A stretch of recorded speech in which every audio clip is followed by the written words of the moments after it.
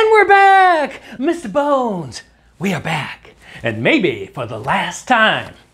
Oh, you say that every year. What? What? Are you saying I'm getting predictable? I wonder where I got that from. Well, Mr. Bones, why would you say that I say that every year? Around this time, the fall feast, what could make me say that? Oh, well, we know the tribulation needs to start with the fall feast. Therefore, the rapture must happen before. That's exactly right. And Mr. Bones, you know, the other reason is, it's my favorite reason. Can we say it together? Nobody knows the day or the hour that the rapture's not gonna happen. So, we know one thing. God said, I do everything at appointed times. I have appointments with mankind. They're called my Moedim, appointments with mankind, where I'm going to fulfill my plan. And if you remember, we went over his plan. Mr. Bones. Save mankind. Mankind was lost. You're lost by just not being saved. You're lost already. He's going to find a bride. That's the Shavuot. The Passover was how he saved mankind. Then he would offer the marriage cup. That's the Pentecost, the Feast of New Wine, where he poured out the Spirit on mankind. He would sound an alarm and bring 7 days of testing, the days of awe, between the Feast of Trumpets and Yom Kippur, the Day of Atonement. There's going to be a final separation, a final judgment. There's been judgments along the way, but there's going to be a final one, you all know. And then he will dwell among men and start a new beginning. That's Sukkot and Hanukkah. So God had his plan. And we could see a rapture scenario at the time the church started, when the Spirit was poured out at the Feast of New Wine on Pentecost. We also can see a trumpets scenario. The days of awe really seem like the tribulation days expanded from 7 days to 7 years. The judgment day, Yom Kippur, that could be a time of a rapture. And of course, Sukkot, because we are going to dwell in a temporary dwelling for 7. And the final day of that, Shemini Atzeret, we're going to show how all those things fit together and how they play a part. But Mr. Bones, you remember what we're supposed to be doing all through this month and into the 10 days of awe? Yes, Psalm 27, and blowing the trumpet. Blowing the shofar.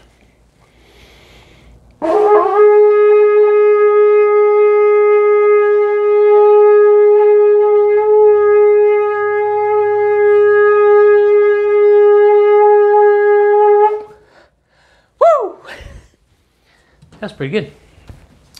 The last trump. The last trump can have different meanings. It could be the last one they blow, but also the trumpet of the end, the trumpet of the last.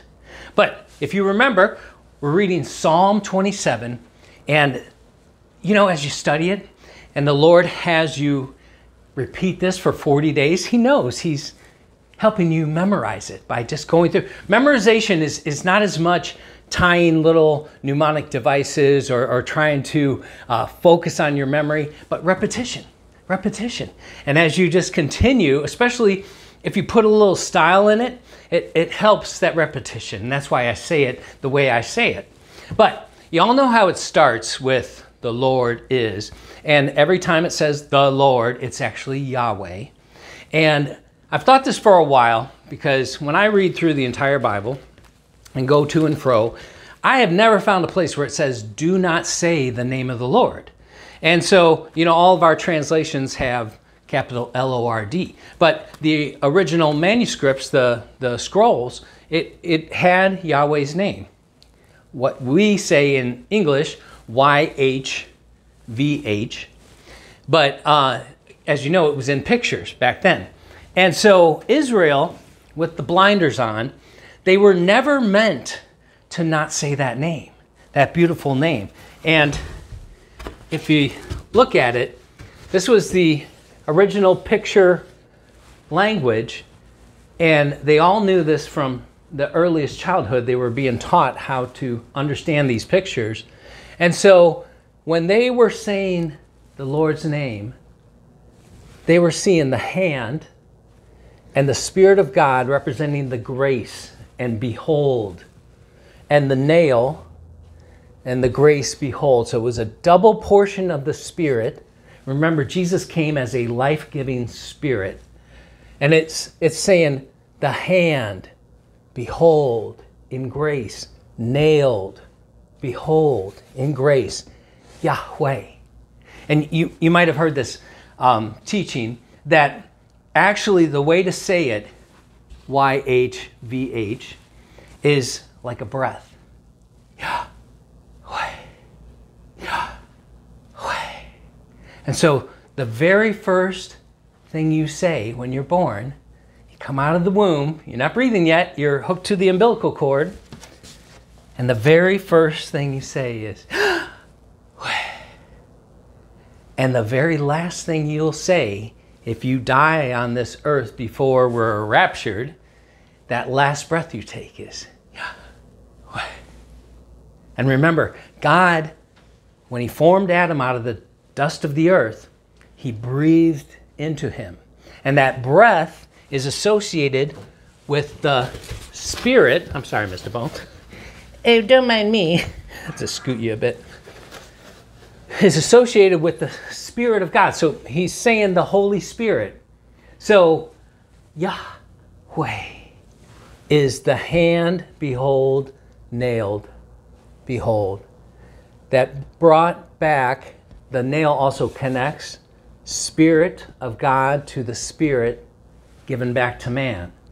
The first man was a living soul, Adam, and he lost the Spirit.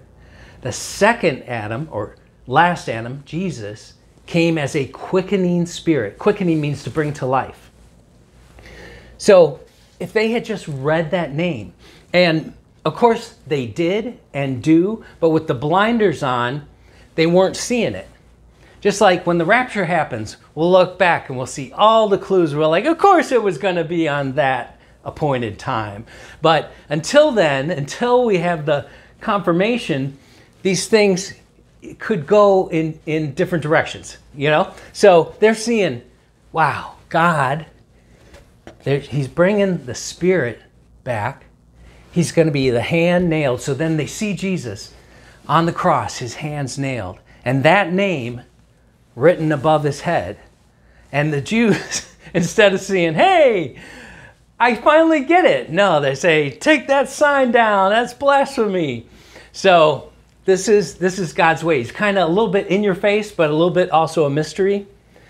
But now listen to this again.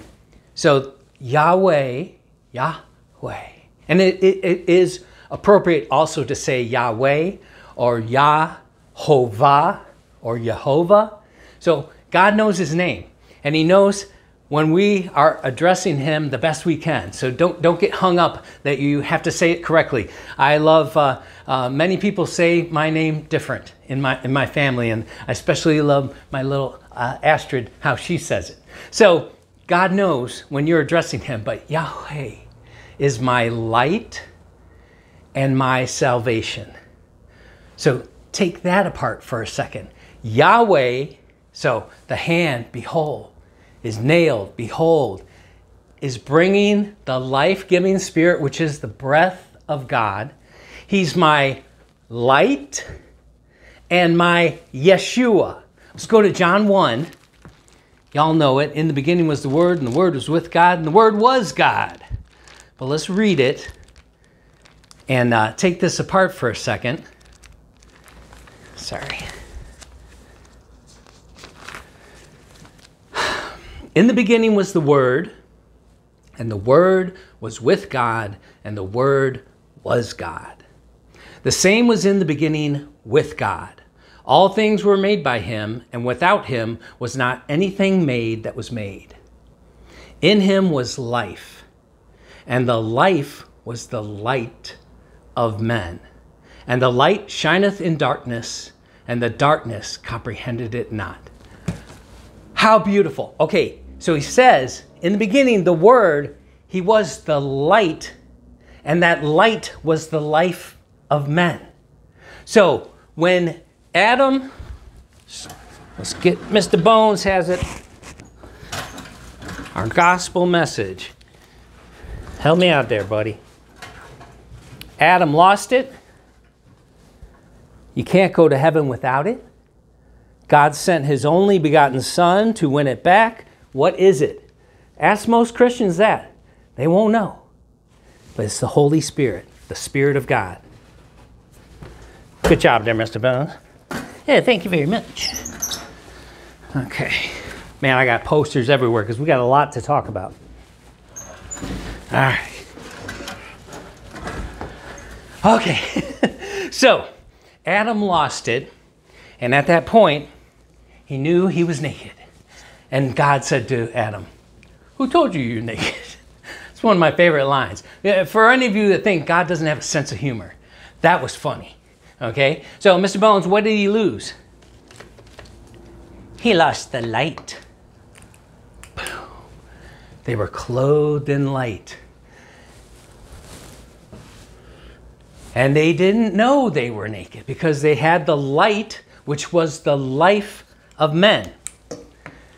So they go against God, seek to be their own God, seek to be, I can do this myself. And as they ate of that gave them knowledge, it was choosing another God. And so the Spirit of God left, and the light that was clothing them, the Shekinah glory, left.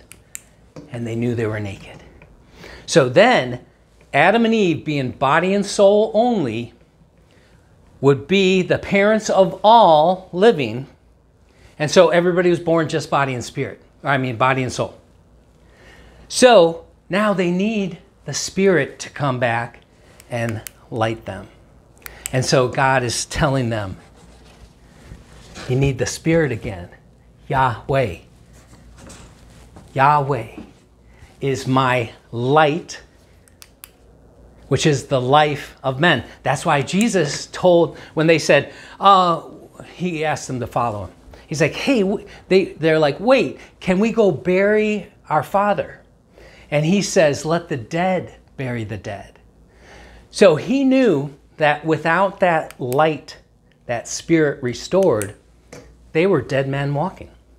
So he said, let the dead bury the dead. I have come to bring life. So, hand of grace behold, nailed in grace behold, is the light, which is the life of men. And you have been born again. And in Daniel it says, those that lead others to righteousness shall shine like the brightness of the stars in the firmament. So all this is all tying together. We're going to be clothed in white, in light. And so the light probably can take on different forms, and that could change our outfits. That's just what I believe. So it's just there's so much depth in his word, and he's hidden more and more gems for you to dig in and kind of chew on, and then to get new revelation. So it's a living word that keeps popping out. But Yahweh is the light. He's the life of men, and he is the Yeshua. So he's like, he must put on some pretty powerful blinders on Israel for them not to be able to see this. But they will see it at the appropriate time. And this brings us back to some of our timing. God said in Psalm 90, let's read that part too. Teach me to number my days. Right at the same time, he's explaining the generation of a man. Lord, thou hast been our dwelling place in all generations. Before the mountains were brought forth, or ever thou hadst formed the earth and the world, even from everlasting to everlasting, thou art God, or Elohim.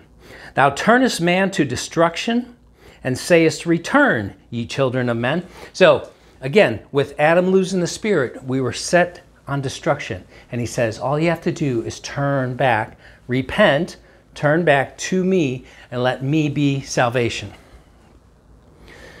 For 1,000 years in thy sight are as but yesterday when it is past, and as a watch in the night. Thou carriest them away with a flood. They are as a sleep in the morning. They are like grass which groweth up. In the morning it flourisheth and groweth up. In the evening it is cut down and withereth. For we are consumed by thine anger, tribulation hint, and by thy wrath we are troubled. He's saying that's the tribulation. Thou hast set our iniquities before thee, our secret sins are in the light of thy countenance. For all our days are passed away in thy wrath, and we spend our years as a tale that is told.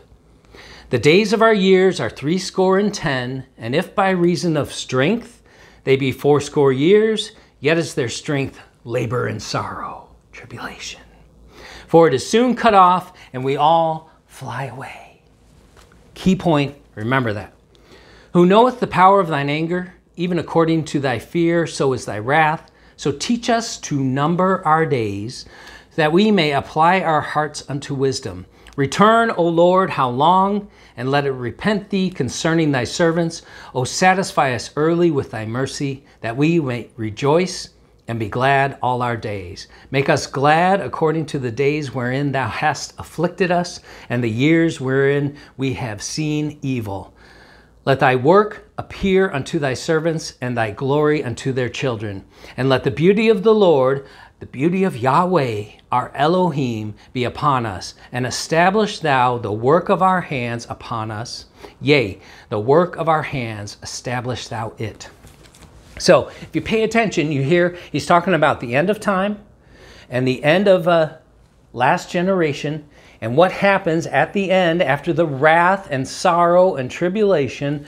We're cut off and fly away. So he's got the rapture, the rescue, the wrath of God, Jacob's trouble. But he says, teach us to number our days. And he even throws in there, a day for you is 1,000 years. So again, he's reminding us, I gave you 6,000 years like I declared in the first sentence. The Aleph is 1,000, 6,000. And he's got the Aleph Tav at the 4,000 and at the 6,000. So we've gone through this before, but we now have an understanding that the cross had to be at the year 4,000 because of taking the lamb, keeping it for 4 days, and slaughtering it at twilight on the 4th day. So that would be at the 4,000 year at the end. That's when Jesus was on the cross. He will come back at the 6,000th year. But before that, 7 years before that, will be the rapture. Okay? So he says, teach us to number our days. And we're going to go over the poster that was on the thumbnail also. But if we apply what he has already told us, he's having multiple different timelines tie us together. And the timelines can confirm each other. Okay, so that's what we're seeing is a congruent matching together like puzzle of all these timelines falling together. So if you haven't seen it already, our brother Bob Barber at End Time Dream and Vision, just did an excellent video. And I love, Bob's got this gift for seeing something that we all see in he calls it the old Bob Barber common sense. And it's like, yeah, I didn't even look at it like that, but he shows the last 17 years, 17 number of God, perfectly beautiful. The 3 years wherein the first blood moons were in 2014, 15, 16, and they were at Passover and Sukkot. Passover and Sukkot, pay attention. Then the Revelation 12 sign launched the 7-year warning. And we went over, God really likes to use his sevens, especially 7 years. And then there would be a 7-year tribulation period. So from the Revelation 12 sign, some of you are watching this September 23rd, which is the exact 7-year anniversary sense the greatest sign of all time, a Bible verse written specifically in the stars, in the sun, moon, and stars, that never could have happened before or after or like that as perfect. Once in 7,000 year sign, okay? So that was definitely the launch, the special moment of the 7-year watch. So we've had just like Joseph had the interpretation of Pharaoh's dream, there'll be 7 years of plenty. And the plenty is the bread of the word. And we've had so much understanding increase as God promised. In the end days, many will run to and fro through the scroll, and knowledge of God's purpose shall be increased. And it has been. So now we're on the 7-year anniversary of that watch, and we're approaching the most amazing month. October is completely lit up all the way till the end. Oh man, I got so much to tell you. I'm trying to do my best to stay in order. But because of the fall feasts, we know that the tribulation needs to start with the fall feast, and rapture needs to happen at an appointed time. So here we're coming up on trumpets, and we're going to go through the names of trumpets and their interpretations. And then, so we got the exact 7 years of the warning, and then enter into the fall feast. And we know the tribulation period, Jacob's trouble, will run from the fall feast, 3.5 years, to the Passover time and spring feast, and then end at the fall feast at Yom Kippur. So all of that so beautifully tied together, we see for us now, Psalm 90 says 70 to 80 years. How could God give a 7-year warning and a 10-year warning at the exact same time? So from Revelation 12 sign till us this month is our 7-year warning. But until the middle of the tribulation, that is a 10-year warning. Israel, if we leave this year, Israel is entering their 77th year. They're already in it. You know, from the year is 5785. And, well, it will be at Feast of Trumpets and Day of Atonement. And they were discovered or birthed in 5708. So there's the math, 77. So in the middle of the tribulation, there'll be 80 years. Okay? So we're going to put up this poster now. And I've rambled like a crazy man. Mr. Bones, I'm out of control. Nothing's new. Okay, let me see how we look. You can see that. I got to back you up a bit, buddy. Hey, don't mind me. I never do. Hey, watch that. Okay, so is Yahweh telling us the rapture timing?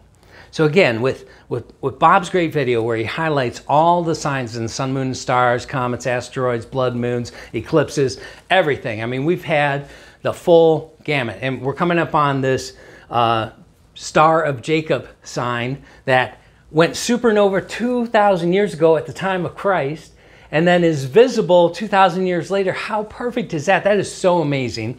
And Israel is expecting it to be a sign of their coming Messiah. And the star will be seen on the 6th day, on the 25th day of the 6th month.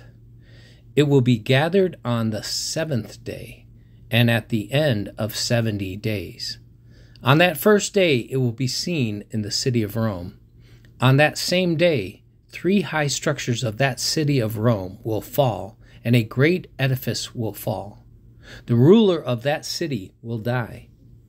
Then the star will spread out to be seen in the rest of the world. It is taught that in the future, the Holy One, blessed be He, will rebuild Jerusalem and reveal one firm star, glowing with 70 pillars of fire and with 70 sparks flashing from it in the middle of the firmament. And they will be reigned over by 70 other stars, and they will glow and burn for 70 days.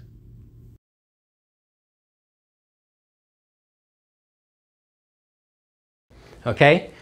So, we have a lot of evidence that has been confirming the 3971 BC start time.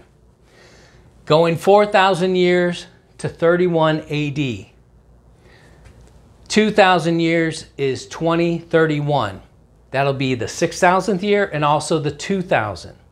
But 7 years beforehand must be the rapture. So what do we have showing the rapture? The Jordan crossing, we know the Exodus was in 1446, 47, 46.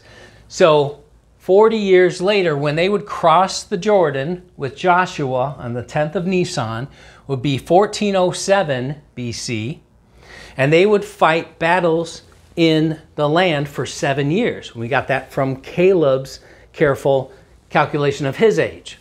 So again, this is like a tribulation scenario. They come in and they circle Jericho 7 times and blow on the 7th day, blow 7 trumpets 7 times as they're circling, and then they shout and it drops. So it's a prophecy of the 7-year tribulation. Then they go into the promised land and they fight wars for 7 years. And the first war is against Ai. How perfectly appropriate. Generations ago, we didn't know that would have a connection. But with Ai, we know exactly what that means. So that's 7 years of tribulation. So the book of Joshua resembles and reflects the book of Revelation and the 7 years of tribulation. 3,430 years is 70 Jubilees. So that's 70 times 49. And that brings you to, from 1407 BC, 3430, 70 Jubilees. 70 Jubilees are determined for thy people, Daniel. Brings us to 2024, crossover, hold Passover with Jesus, see the captain of the guard, Jesus, right here, right after that. Circumcise their flesh on the other side, then go 7 around. That's like us. So, that's why we thought we could go at Passover too, or Nisan. But it still fits in its perfect typology. So, from 1401, there's your 7 years. Remember, it's 7, 6, 5, 4, 3, 2, 1. 1401 is when they would enter the promised land, and Caleb, the Gentile, would get his land first, and it was on the 9th of Av. But 3430 forward brings you to 2030 and 2031. So with Jubilees, you multiply by 49 till you get to the last one, then you add that 50th year. And that would be 2031. So there's our 7 years of tribulation. 24 to 25 to 26 to 27, 28, 29, 30, 31. So again, the way we have it mapped out, from Feast of Trumpets, October 4th and 5th of 2024, till next Feast of Trumpets 2025, Trumpets 26, Trumpets 27, and then halfway, Passover in 2028. And then the second 3.5 years brings you to Yom Kippur in 2031, which would be September 27th, I believe. And then add 75 more days, brings you to December 9th of 2031. So it brings us right to the edge of 2032, as we talked about. So I just want to show you this real quick that I sketched out. This is the numbers of the Psalms and the according year, and then the message of the Psalm, the short message. And I got some of this from our brother Carl Lawley at Carl Lawley, Porsches and Prophecy. You got to check out this channel. Some amazing timelines, things that I've never seen anybody else receive. And he wrote this awesome book called Encrypted that you can get on Amazon and get it in a few days. And you think, oh, well, we're about to be raptured. Hey, this thing is going to be amazing for the Left Behind people. So if you're wanting to do something for the Left Behind, leave this book next to a bunch of Bibles and maybe a note. It's incredible. Which I've recommend it. A lot of times I'll recommend videos on my community page. And I understand a lot of you don't get notifications of that. So if you will go to this video and you see my name under, if you click on my name, then we'll show up the other sections, and you go down, you'll see community. So if you go to this, I've never asked anybody to do this, but if you want to see what we post on our community page of these other good channels that we find and good teachings, go to our channel, Dr. Barry Awe, and click on the notifications and everything, and then go to the community and check that out, and then I think you'll start seeing what we post. But Carl has done a fantastic job of the prophecy in the Psalms and about 12 other things. But if we look how this looks, in 2024, there's an escape. 2025, Lord protects Israel. Is that exactly what should happen? In 2026, return captivity, and they sow and reap. So Israel will go back, or Jews from around the world will go back to Israel. They'll build the house of Yahweh. And in 2028, the middle of the tribulation, there'll be peace in Israel in their house. And you read Psalm 128, and that's exactly what it is. You'll see peace on Israel. Now we're at the middle of the tribulation between 28 and 29, and it matches exactly 1,260 days to the middle. And the Antichrist will go in at the time of Passover. He'll kill the two witnesses, and then he'll go in and set himself up as God in the Holy of Holies. So then Psalm 2029, right after this beautiful song of peace and happiness, blessed is the man that trusteth in God, and in Psalm 128, now 129, Israel's in travail. And they will see Jesus as their Messiah at mid-trib when they are 80 years old. Absolutely perfect. They're 77 now, when Jacob first started to seek his brides, and they'll be 80. So God gave us a 7-year warning and them a 10-year warning. 2030, they cry from the depths for redeem us, redemption. 2031, they turn to total trust in Yahweh. And between 2031 and 32 is when we'll have the Day of Atonement, exactly another 1260. 2032, read Psalm 132, the Lord is crowned in his temple, fulfill the David promise. He'll sit in his throne, the son of David. Israel becomes their priests and saints. That'll happen in 2032. 2033, the world dwells together in peace. And 2034, all come to praise God in his temple, to praise Jesus in his temple. So what we got here, I just want to show you. At the middle of the tribulation, Israel will be 79 years and 11 months. So 1 month later, they'll be exactly 80, fulfilling God's 80-year prophecy. So what we got here, let me do this real quick.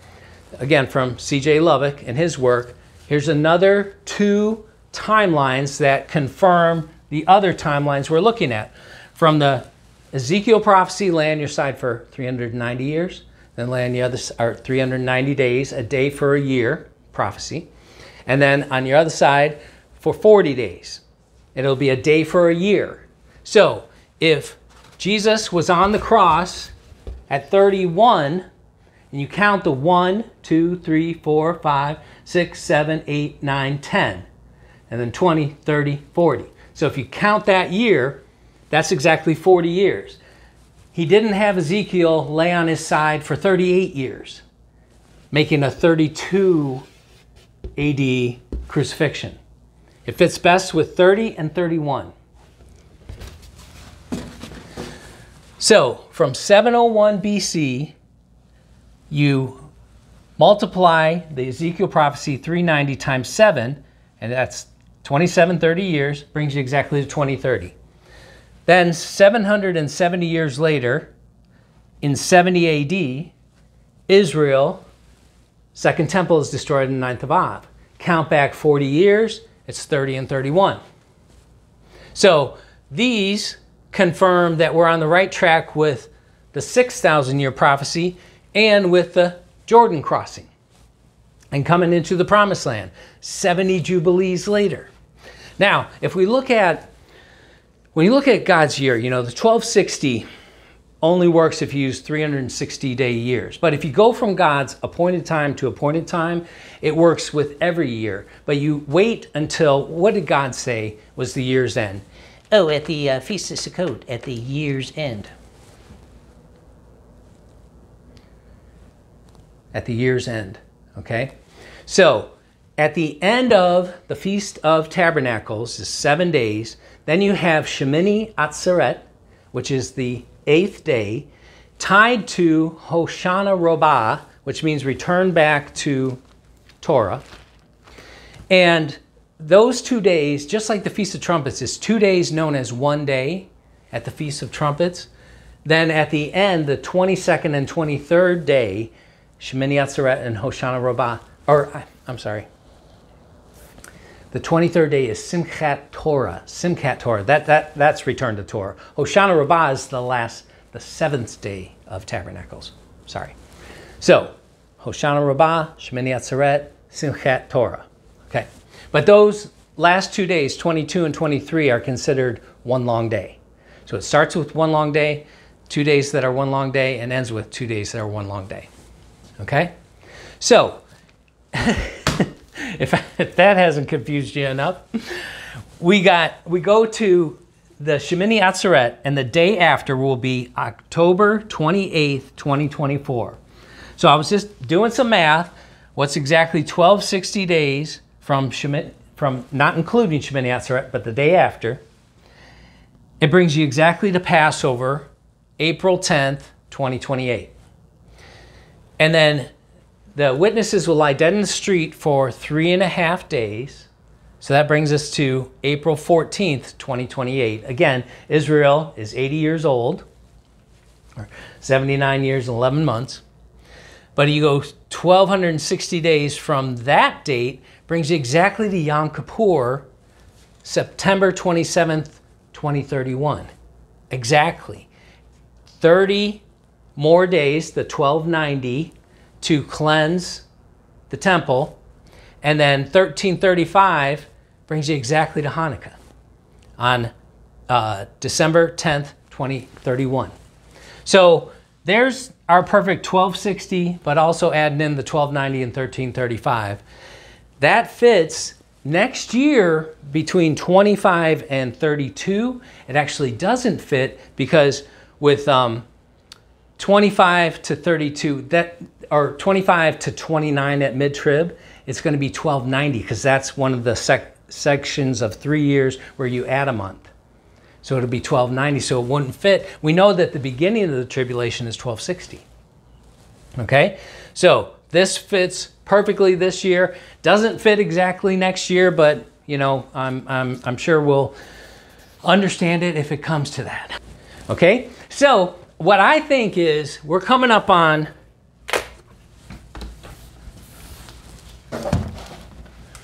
Feast of Trumpets. All right, so Rosh Hashanah, shing! Rosh Hashanah, the head of the year. God comes to the end of the year at the head of the year. The head of the year. Yom Teruah, the days of trumpet and shouting. Just like in Jericho, they marched around 7 times and then blew trumpets and shouted. It was the day of shouting and trumpets. Hamelech is the coronation of the king. Yom HaDalet is the day of the opening of the gates of heaven. Kiddushin is the wedding of the Messiah. Yom HaZikaron is the day of remembrance. Yom HaNatzel, and Natzel is coded in this Psalm 124, representing the year 2024, where it says a bird is escaped out of the snare. That's the rapture and the resurrection. So one of the names of the Feast of Trumpets is the rapture and the resurrection. Shofar HaGadol is the last trump. Yom HaKaseh is the hidden day, the day nobody knows the day or the hour. Sheviel Shel Mishiach, Jacob's trouble. It's the birth pains of the Messiah. The birth pains of them going through to make the understanding of the true Messiah, the one whom they pierced. Yom Hadin is Judgment Day. Yom Yahweh, the Judgment Day of Yahweh. And then Zikaron Trua, which is the Memorial of Triumph and Shouts for Joy. So when we finally tie everything together and look at Feast of Trumpets, which was kind of a mysterious feast. They didn't know what they were blowing trumpets and celebrating. But at the end, they'll look back, it's like, hey, this is a great day to remember. This is the day we were raptured. So we're looking at this great day of remembrance and the wedding of the Messiah, the coronation, the opening of the gates, the rapture, resurrection. It's like, you know, why were we looking at anything other than trumpets? And some of you have seen this over the years. If you look back through most of my videos, this is in between me and Mr. Bones, almost like subliminal messaging. Trumpets, the day of shouting. So I believe the rapture could happen at the Feast of Trumpets. And you know, they blow 100 trumpets and then they blow a last trumpet. I believe the Feast of Trumpets starts on the 4th of October with the first visible crescent near her feet.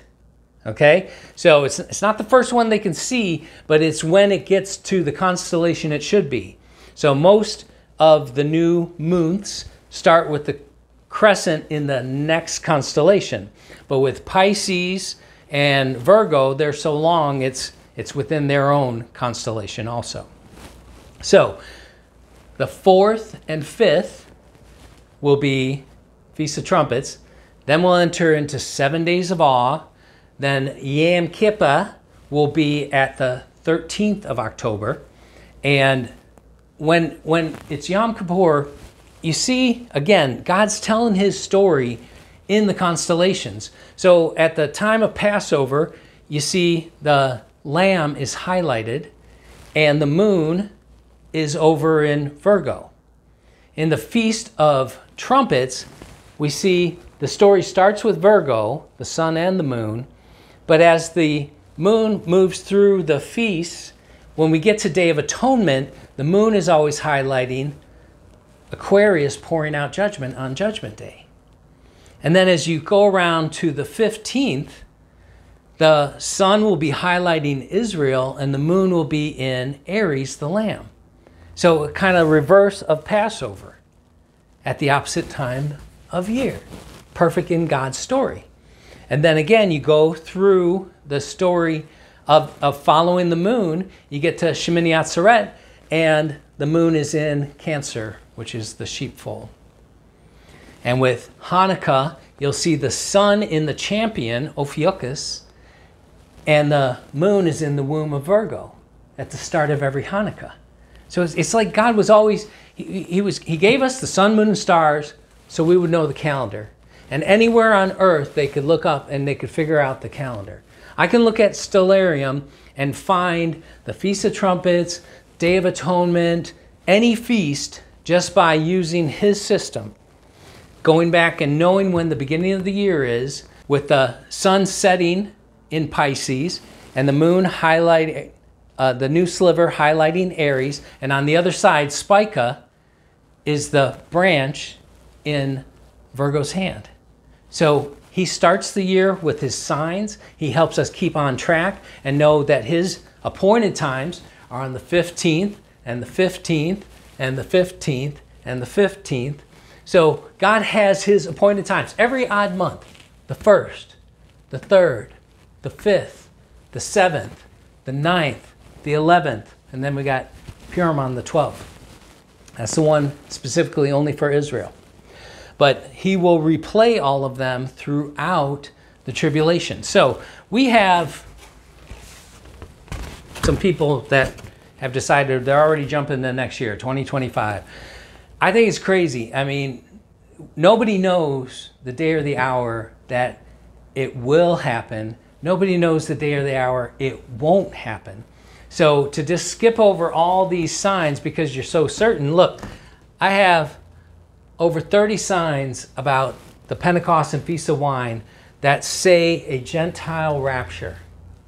But when it passed, we say, okay, what's next? What do we look at? Because it's just silly to say, well, I know for sure it's not going to be till next year. No, you don't. You don't. Honestly, you don't. So that is why my feeling, my gut feeling, is now leaning towards tabernacles because of that perfect timeline. But I expect we could go on trumpets, Day of Atonement, first day of tabernacles, or last day of tabernacles. And we even wrote a song about Shemini Atzeret. Here it is as a little blast from the past. For more on this special report, we take you live to Dr. Barry on the roof with an umbrella. Of course he is. Dr. Barry? Dr. Barry?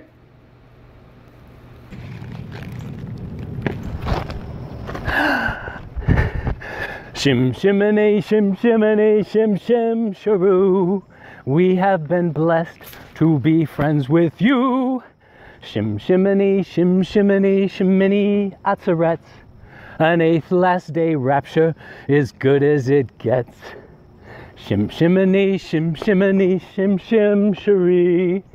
It sure looks like rapture, if you would ask me. Shim shiminy, shim shiminy, shimini atzeret. Our redemption draws nigh, on that you can bet. Shim shiminy, shim shiminy, shim shim sharoo. It's been such an honor for me to serve you. Shim shiminy, shim shiminy, shimini atzeret. By looking for Jesus, a crown you will get. By looking for Jesus, a crown we will get. Got it? You're supposed to say cut. Okay. And now, Dr. Barry is going to jump off the roof using only this umbrella. Here we go! Ah!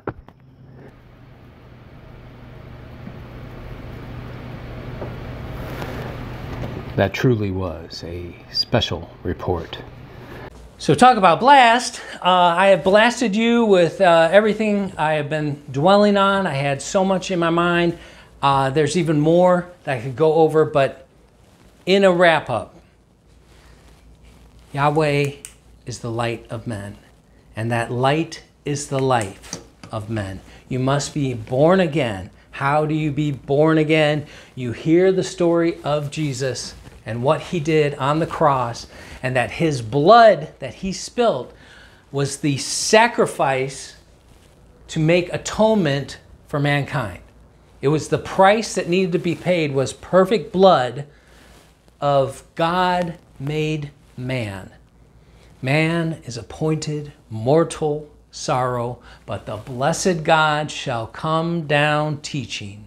His death shall bring the despairing rest and grace, and it will restore the spirit of mankind. He accomplished his goal. Now, all who believe on and cling to Jesus as their salvation, you now are born again of the Spirit by your belief. As Adam and Eve lost it by their belief that they would be like God and rise above, apart, they lost the Spirit by a bite. God came back, Jesus came back, and he says, here, bread, eat this, it's my body. Drink this wine, it is my blood. The blood of a new and everlasting covenant. So, he paid the price to buy us back, and it's offered to all mankind. You're not saved by how good you live your life. You're saved by belief. By faith are you saved, not of works, lest any man should boast about their works. This is why I'm excited, because these timelines confirm each other. How can Jesus come back like Moses that he prophesied. Moses was 80 when he came back to save Israel. He must show up in the middle of the tribulation. I know this has not been taught by very many. I know Yaku at God's Roadmap to the End, he sees it this way also, but other than that, I have not heard anybody teaching this. But I believe the middle of the tribulation is a lot more going on than we ever thought. When the two witnesses die and then they come up on their feet and are called up, I've been saying this for years, I believe the 144,000 are also called up. And then the gospel is preached by angels for the wrath of God in the second half. At the middle of the tribulation, God says, now the time has come. Satan is kicked out. Now the kingdoms of this world have become Yahweh's. At the middle of the tribulation, he's going to land on the Mount of Olives and split it in half, just like Moses split the Red Sea. And it's going to be the next Exodus. And as they go out into Petra, they will now be 80 years old, fulfilling that perfect typology of Moses, and they will know Jesus at that time, 70 to 80 years. It was a 7-year warning for us, which is right now. And it was a 10-year warning for them, which will be in 2028 in the spring. Absolutely perfect.